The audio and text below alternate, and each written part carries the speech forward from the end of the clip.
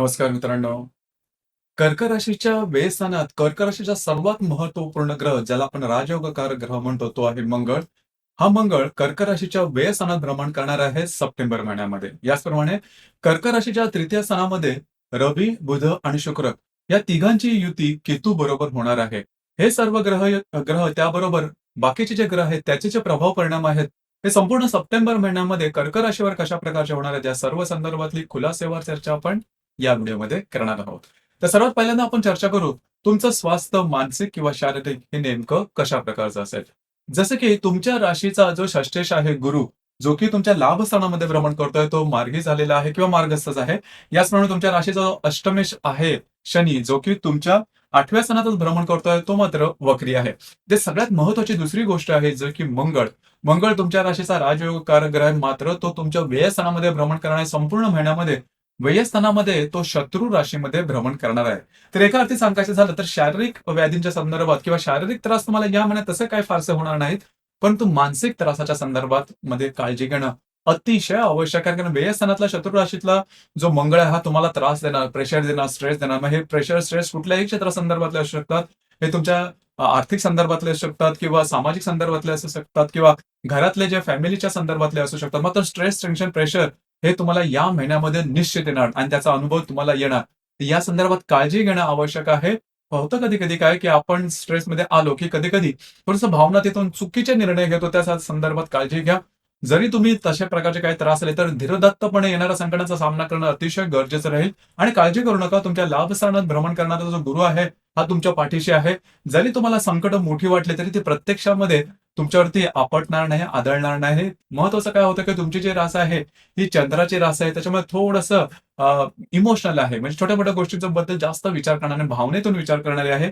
इथे थोडंसं लक्ष द्यायला हवं. प्रत्यक्ष जरी तुम्हाला संकट वाटले, तरी ते त्याच्यामुळे फार मोठे काय प्रॉब्लेम होणार नाही. तरी सुद्धा अलर्ट राहणं किंवा सतर्क राहणं हे जास्त गरजेचं राहील. तर त्या संदर्भात काळजी घेणं महत्त्वपूर्ण राहील. तर या महिन्यामध्ये शारीरिकचे जे त्रास होण्यापेक्षा मानसिक प्रेशर खाली याल आणि चुकीचे निर्णय मात्र घेऊ नका. लोन घेणं किंवा अशा प्रकारचे काहीही निर्णय घेऊ नका.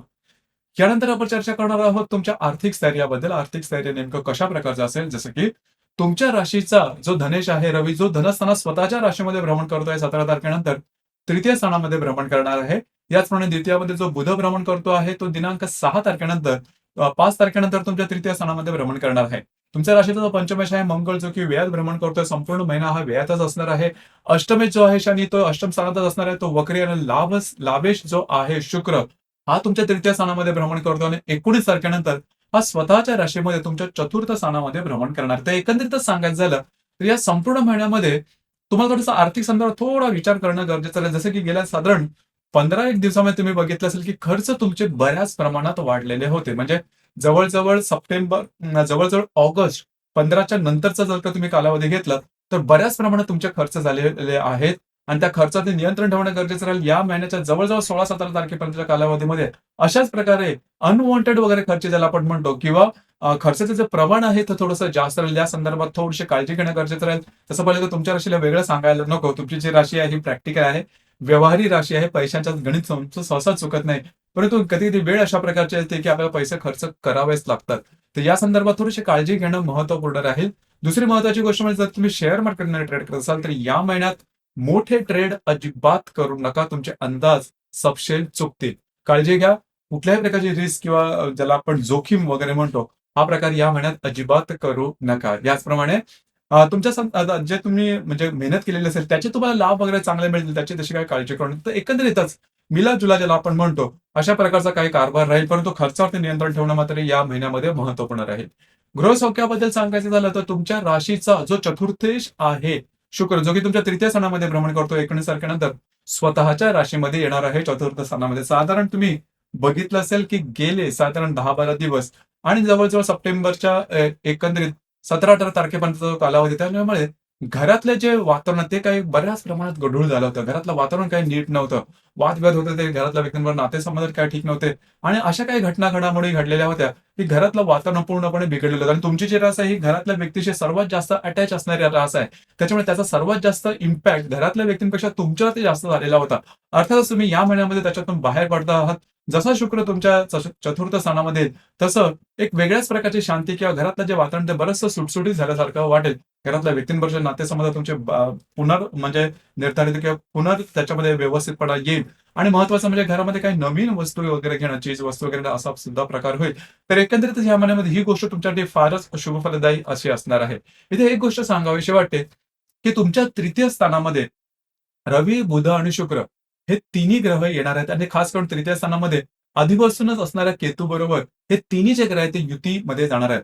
तर खास करून तुमचे जे भाऊ-बहीण आहेत, त्यांच्या आरोग्याकडे लक्ष देणं गरजेचं राहील. आरोग्याच्या संदर्भातले त्रास हे डोकं वर काढू शकतील किंवा त्यांच्यावर वादविवादाचे प्रसंग जास्त प्रमाणात येऊ शकतील. या संदर्भात काळजी घेणं अतिशय महत्वाचं आहे. ही गोष्ट फार महत्वाची असणार आहे. याचबरोबर कोणाला कमिटमेंट, प्रॉमिसेस किंवा कागदोपत्री व्यवहार याच्यापासून सुद्धा थोडंसं लांब राहणं अतिशय महत्वपूर्ण राहील. यानंतर आपण चर्चा करणार आहोत लव्ह लाईफ बद्दल. तुमचं लव्ह लाईफ कसं असेल तर साधारण तुमच्या राशीचा जो पंचमेश आहे मंगळ, जो की तुमच्या व्ययस्थानामध्ये भ्रमण करतोय, काळजी घ्या. तर जर का तुम्ही कोणाच्या रिलेशनशिपमध्ये असाल तर वादविवादाचे खटके या महिन्यामध्ये बऱ्याच प्रमाणात उठतील. खरं तर कदाचित तुमचं जे रिलेशनशिप आहे ते टोक सुद्धा गाठू शकतं. म्हणजे एक गोष्ट चांगली आहे, की तुमच्या जो लाभ स्थानात भ्रमण करणारा जो गुरु आहे तो सप्तम दृष्टीने तुमच्या पंचम स्थानाला पाहतो आहे. त्याच्यामुळे गोष्टी टोकाच्या होणार नाही, पण तो काळजी घेणं महत्त्वपूर्ण राहील. याचप्रमाणे ज्या गर्भवती महिला आहेत त्यांनी सुद्धा स्वतःच्या आरोग्याकडे लक्ष देणं गरजेचं राहील. आरोग्याच्या संदर्भातले काही त्रास या दरम्यान जाणवू शकतील. म्हणजे जे विद्यार्थी वर्ग आहेत त्यांच्या बाबतीत सुद्धा थोडंसं काळजी घ्या.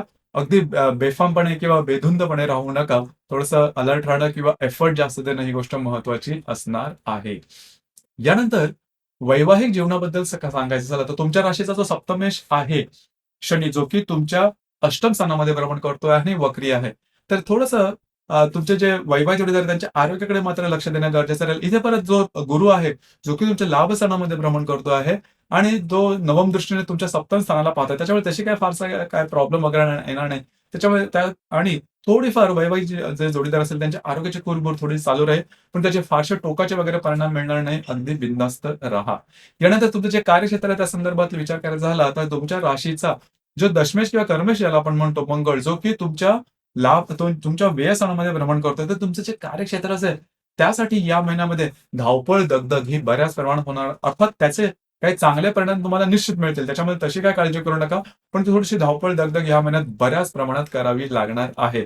सुरुवातीला तुम्हाला ती थोडीशी जास्त दगदग वाटेल, परंतु त्यापासून काही चांगले रिझल्ट्स तुम्हाला निश्चित मिळणार आहे. तर साधारणतः या महिन्यामध्ये तुम्हाला बऱ्याच प्रमाणात धावपळ, दगदग किंवा ह्या ज्या गोष्टी म्हणजे एक्झर्शन वगैरे थोडंसं जास्त होणार आहे. मेंटल स्ट्रेस, मानसिक तणाव सुद्धा थोडासा जास्त जाणवणार आहे. त्यामुळे थोडंसं तयार राहा आणि या ज्या गोष्टी त्याच्यामधून निघणाऱ्या गोष्टी मात्र खूपच चांगल्या असेल. त्याच्यामध्ये तशी काही काळजी करू नका. यानंतर आपण चर्चा करणार आहोत ग्रह योगांबद्दल. त्याचे प्रभाव परिणाम नेमके कशा प्रकारचे असेल, जसं की दिनांक 3 तारखेला नेपच्यून आणि मंगळाचा केंद्र योग होणार आहे. मंगळ जो की तुमच्या व्ययस्थानामध्ये भ्रमण करतोय आणि जर नेपच्यून तुमच्या भाग्यस्थानामध्ये भ्रमण करतोय, दोघांचा केंद्र योग होणार आहे. अतिशय महत्वपूर्ण ग्रह योग आहे, अर्थात अशुभ फलदायी आहे. या दरम्यान कुठल्याही प्रकारचे महत्वपूर्ण निर्णय छोटे असेल किंवा मोठे अजिबात घेऊ नका. आर्थिक चणचण जास्त प्रमाणात जाणं, स्ट्रेस, टेन्शन थोडंसं जास्त प्रमाणात आल्यासारखं वाटेल. परंतु भावनेच्या आधी जाऊन चुकीचे निर्णय किंवा रिस्क घेणं हा प्रकार अजिबात करू नका. वैवाहिक जोडीदाराच्या आरोग्याकडे सुद्धा लक्ष देणं महत्वपूर्ण राहील. याचप्रमाणे दिनांक 4 तारखेला शुक्र आणि केतूची युती होणार आहे तुमच्या तृतीय स्थानामध्ये. ही गोष्ट थोडीशी महत्वाची राहील. तुमच्या भावंडांपैकी ज्या बहिणी आहेत त्यांच्या आरोग्याकडे लक्ष देणं गरजेचं राहील. त्यांच्यामध्ये तुमच्यामध्ये थोडीशी वादविवादाची ठिणगी वगैरे होऊ शकेल. काळजी घ्या, ही गोष्ट महत्वपूर्ण राहील. याचप्रमाणे दिनांक 7 तारखेला हर्षल आणि बुधाचा केंद्र योग होणार आहे. हर्षल जो की तुमच्या लाभस्थानामध्ये भ्रमण करतोय आणि जो बुध तुमच्या द्वितीयात भ्रमण करेल, दोघांचा केंद्र योग होणार आहे. आर्थिक संदर्भात कागदोपत्री व्यवहारापासून थोडीशी काळजी घेणं गरजेचं राहील. कागदोपत्री व्यवहारामध्ये फसलं जाणं, फसवलं जाणं अशा प्रकारचे काही अनुभव येतील किंवा आर्थिक तुमची गुंतवणूक चुकणं अशा प्रकारचे सुद्धा काही अनुभव येण्याची शक्यता बऱ्याच प्रमाणात राहील. याचप्रमाणे दिनांक 15 तारखेला गुरु आणि शुक्राचा त्रिकोण योग होणार आहे. अतिशय शुभफलदायी असा हा योग आहे. खास करून गुरु जो की तुमच्या लाभस्थानामध्ये भ्रमण करतो, जो शुक्र तुमच्या तृतीयात भ्रमण करतो, दोघांचा त्रिकोण अतिशय उत्तम अशा प्रकारचा हा योग असणार आहे. खास करून महत्वपूर्ण जी कामं असतील ते तुमची या दरम्यान पूर्ण होताना दिसेल. तुमचा कॉन्फिडन्स, एनर्जी लेवल जबरदस्त दिसून येईल. भावंडांवरचे नातेसंबंध सुद्धा त्यांची कामं अडकलेली आहेत, थांबलेली आहेत, जी होत नाहीत ती मार्गी लागतील आणि सगळ्यात महत्वाचं म्हणजे काही चांगले उत्तम लाभ तुम्हाला मिळू शकतील. याचप्रमाणे दिनांक 18 तारखेला शनी आणि बुधाचा प्रतियोग होणार आहे. हा थोडासा महत्त्वपूर्ण राहील. शनी जो की तुमच्या अष्टम स्थानामध्ये भ्रमण करतो, जो बुध तुमच्या द्वितीयात भ्रमण करतो, दोघांचा प्रतियोग होणार आहे. हा प्रतियोग अतिशय महत्त्वपूर्ण राहील. खास करून आर्थिक संदर्भातले कुठलेही जोखीम घेऊ नका. आर्थिक संदर्भातले त्रास तुम्हाला या दरम्यान होऊ शकतील. काळजी घ्या. महत्त्वपूर्ण निर्णय या दरम्यान टाळणं हितावह राहील. याचप्रमाणे दिनांक 19 तारखेला हर्षल आणि रवीचा त्रिकोण योग होणार आहे. हर्षल जो की तुमच्या लाभस्थानामध्ये भ्रमण करतो आणि जर रवी तुमच्या तृतीयात भ्रमण करतो, दोघांचा त्रिकोण अतिशय उत्तम अशा प्रकारचा हा योग असणार आहे. स्वतःच्या कार्यकर्तृत्वावरती काय महत्त्वपूर्ण निर्णय तुम्ही घेऊ शकाल आणि महत्त्वाचं म्हणजे तुम्हाला काही चांगले इंट्युशन्स वगैरे येऊ शकतील. जे तुमचं कार्यक्षेत्र असेल त्या संदर्भातलं महत्त्वपूर्ण काय इंट्युशन येऊ शकतील, जरूर त्यावर काम करा. याचप्रमाणे दिनांक 20 तारखेला शनी, रवी आणि नेपच्यूनचा प्रतियोग होणार आहे. आरोग्याकडे थोडंसं लक्ष देणं गरजेचं राहील. आरोग्याच्या संदर्भातले काही त्रास या दरम्यान डोकं वर काढू शकेल, तर थोडंसं अलर्ट राहणं गरजेचं राहील. याचप्रमाणे दिनांक 24 तारखेला हर्षल आणि बुधाचा त्रिकोण योग होणार आहे. हर्षल जो की तुमच्या लाभस्थानामध्ये भ्रमण करतो, जो बुध तृतीयात भ्रमण करतो, दोघांचा त्रिकोण योग होणार आहे. कागदोपत्री व्यवहार, कमिटमेंट, प्रॉमिसेस याकरता हा जो कालावधी आहे किंवा हा जो पर्टिक्युलर आस्पेक्ट आहे, योग आहे, हा तुमच्यासाठी शुभ फलदायी असाच असणार आहे. याचप्रमाणे नेपच्यून आणि बुधाचा सुद्धा प्रतियोग होणार आहे.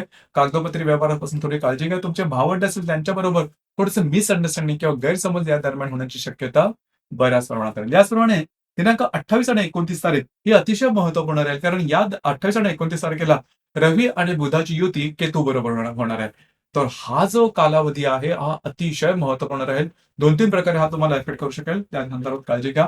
कागदोपत्री व्यवहार, कमिटमेंट, प्रॉमिसेस यापासून अतिशय लांब राहणं अजिबात करू नका. तुम्ही सपशेल चुकाल किंवा फसले जाल, फसवले जाल अशा संदर्भातले अनुभव येतील. जे तुमचे भावंड असेल त्यांच्या आरोग्याकडे मात्र लक्ष देणे या दरम्यान अतिशय महत्त्वपूर्ण आहे. ही गोष्ट फारच महत्त्वाची आहे. तुम्हाला स्वतःच्या आरोग्याकडे सुद्धा लक्ष देणं गरजेचं आहे. कारण रवी, बुधाची दोन्ही जे ग्रह आहेत ते केतूमध्ये जाणार. त्या ग्रहांचा प्रभाव तुमच्या तृतीय स्थानामध्ये जास्त प्रमाणात दिसून येईल. याचप्रमाणे दिनांक 30 तारखेला शनी आणि मंगळाचा त्रिकोण योग होणार आहे. शनी जो की अष्टमात भ्रमण करतो आणि मंगळ जो की द्वितीयात भ्रमण करतो, दोघांचा त्रिकोण खूप महत्त्वपूर्ण राहील. खास करून या दरम्यान कुठल्याही प्रकारचे महत्त्वपूर्ण म्हणजे तसा हा जो योग आहे तो शुभ फलदायी राहील. परंतु त्या व्ययस्थान किंवा अष्टम स्थान ही दोन्ही स्थानं आहेत, ही अशुभ फलदायी अशा प्रकारची स्थानं आहेत. त्याच्यामुळे त्या स्थानामधून होणारे जे शुभ फलदायी योग आहेत, खास करून त्रिकोणी, त्याचे जोरदार परिणाम मिळणं थोडंसं कठीण होऊन बसतं. मात्र या दरम्यान फिरायला वगैरे जाणं किंवा फिरणं हा प्रकार होऊ शकतो आणि छोटे-मोठे काही अनपेक्षित लाभ मिळू शकतील.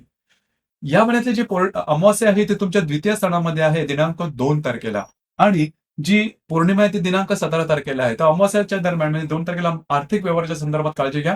दुसरी महत्त्वाची गोष्ट म्हणजे जे तुमचे वैवाहिक जोडीदार असेल त्यांच्या सुद्धा आरोग्याकडे लक्ष देणं महत्त्वपूर्ण राहील.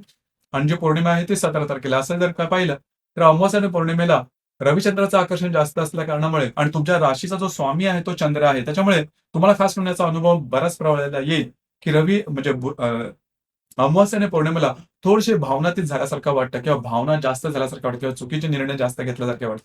तर अशामुळे कुठल्याही प्रकारचे महत्त्वपूर्ण निर्णय, वादविवादामध्ये जाणं, कमिटमेंट, प्रॉमिसेस यापासून लांब राहणं गरजेचं आहे.